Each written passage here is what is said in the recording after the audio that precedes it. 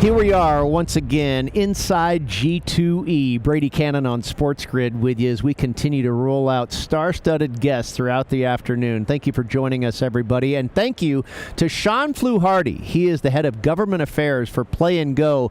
Good to see you again, my friend. It was about 12 months ago that we had a conversation at G2E. And you did a great job with the name. I've had a lot of people this week struggle with the last name, and you nailed it. Well, thank you very much. I'm off to a good start so far. A representative in the state of West Virginia, is that correct? Correct, yes. But with Play and Go, were you with them last year as well? I had just joined recently when we met last time. Okay. It was my first G2E with Play and Go at the time, and we had a big booth behind where Sports Grid That's right. Yes. So, I'm heading up government affairs at Play and Go and working on our U.S. expansion. We've been 20 years plus now in Europe and internationally, and we're doing our best to expand here in the U.S., and I'm helping with the government relations on that side. iGaming, obviously we're an online supplier, and iGaming is very important to us and a sustainable model going forward, not just for the US, but globally.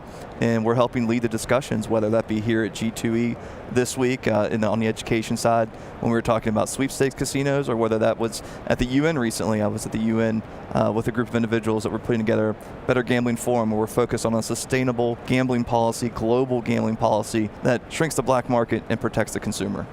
Talk to me a little bit about Play and Go. You're jogging my memory now from last year. For the most part, they were slot game creators. Is that correct? Yeah, we're content suppliers in the iGaming industry. And also, rather breaking on our side, breaking news is the fact that we are looking to expand to the land-based casinos as well. And so my good friend Shawn Fluharty is heading that up here in the U.S. And so that's another dynamic that we're looking into. So right now, it's currently just online games? Yes. And your job with them, government affairs, you're dealing with regulation, rules and regulation, laws, all that good stuff.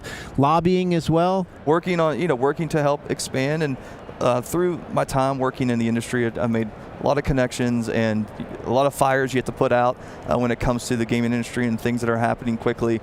And I'm able to be that kind of catalyst for conversations that need to happen in certain states, and also going around to states that are looking at iGaming expansion and helping testify before committees if necessary, and lead those discussions on what we think is important to us. And for instance, we are very responsible in how we put our product out, and we do not do this game mechanic called direct bonus buys, which you may not know what that is. Essentially, since we're on Sports Grid, let's give a sports analogy here. It's like starting the football game at the goal line.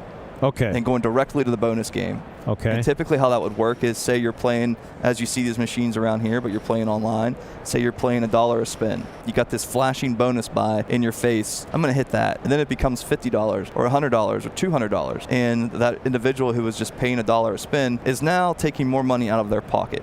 And what you're saying is that feels a bit predatory. Yes. So to your question, as far as on my side, what we're looking to do on whether it's through regulation or through statute with legislation, is that we would like to see stricter rules on that particular gaming mechanic. For instance, it was banned in the UK. Okay. But here in the U.S., we only have a few states up and running. Right. At the time when legislation was moving in other states, and I can attest in West Virginia when we were moving iGaming legislation, nobody knew what a direct bonus buy was. Right. Right.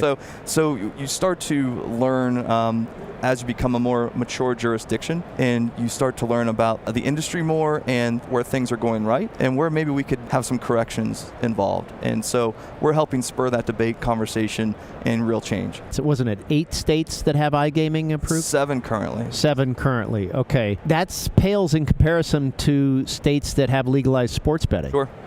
Is iGaming catching up? More bills have been introduced to expand and legalize iGaming in the past round of legislative sessions than any time before. So on one end, it's very popular and it's becoming a more popular topic. And that's because it's good policy. And let me give you a few reasons why it's good policy. One, it shrinks the black market, which I think most people would agree that's a good thing. Yeah. It raises new revenue instead of raising taxes. That's another part of good policy.